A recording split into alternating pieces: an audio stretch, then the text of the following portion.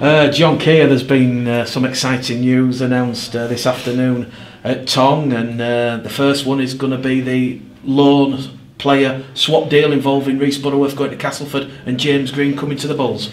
Yeah, I think it benefits everybody. I mean, James Green's an established prop forward who's got a wide range of experiences, and he's played at some good clubs, and obviously he'll add something to us as a group, especially when you realise the immediacy is Hunslet away and then York at home. That's the next two games, so to have someone of his calibre coming for those two games is really important. And also, you know, Rhys, I feel, will benefit from his long spell at Castleford for the rest of this season, in that he'll be being mentored by Paul McShane, who's a decent player, and he'll have Daryl Powell and Ryan Sheridan and Danny Orr's input as well. So, you know, I think it's a win-win all round. We'll certainly gain with the addition of a first-team player, and obviously Rhys, I feel, will gain with the input of some highly intelligent coaches and a really good mentor in the first-team player. In terms of James Green, John, it's not the first time you've come across him. You had him at Batley a couple of seasons ago. Yeah, I did. I mean, there was James Green, there was Alex Walmsley, Keegan Hurst and Alex Rose, so we had a big set, so you may well see a theme emerging there, because I think if you can get a big middle unit who can get you going forward, then your half-backs can play off the back of that, and your guys on the edges can finish on the back of that. And that's been, I've always felt when I first came here, I thought we were perhaps not big enough, really, if we're going to be brutally honest, for a top four championship team. But what we're trying to do is build a team that, one, wins us promotion from League One, and two, once we get promotion from League One, obviously it's to be very competitive at the top end of the championship. And the other exciting bit of news is the capture of Callum Bustin on a one-year deal. Yeah, Castleford have been great with that as well. You know, I mean, we've agreed terms with Callum for next year, and part of that agreement obviously is the fact he's released now from Castleford, so he becomes our player for 18 months.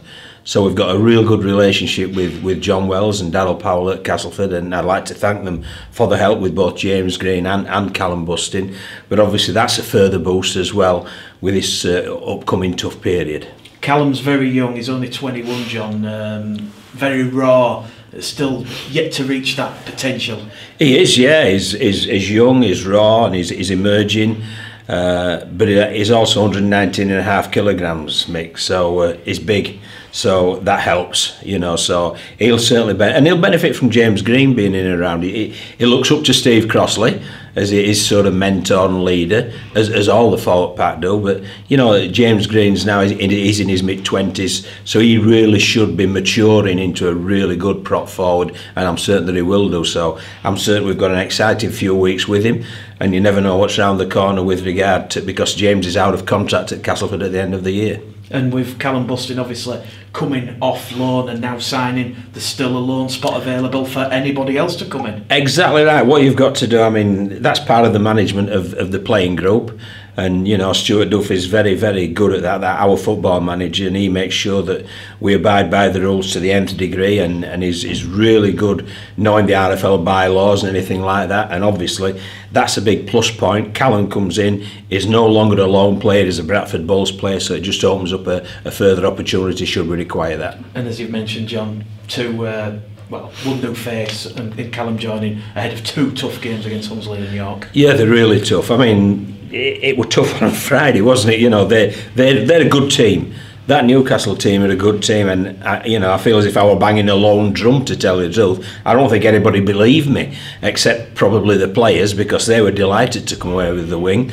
But they're a good team, and I knew full well that they would take some beating. As I spoke to you, Mick, about their performance at York, it was very similar to that performance. The tough, the nuggety, the workmanlike, the never ever go away, and you've got to earn everything that you get from them. And we did that, so we're pleased about that. But we've now got to look forward, and we've come up against a Hunslet side that's won 6 of the last 7 games. They've been playing some great rugby, they've beaten some really good teams, and again, it's a game we've got to be on our mettle with.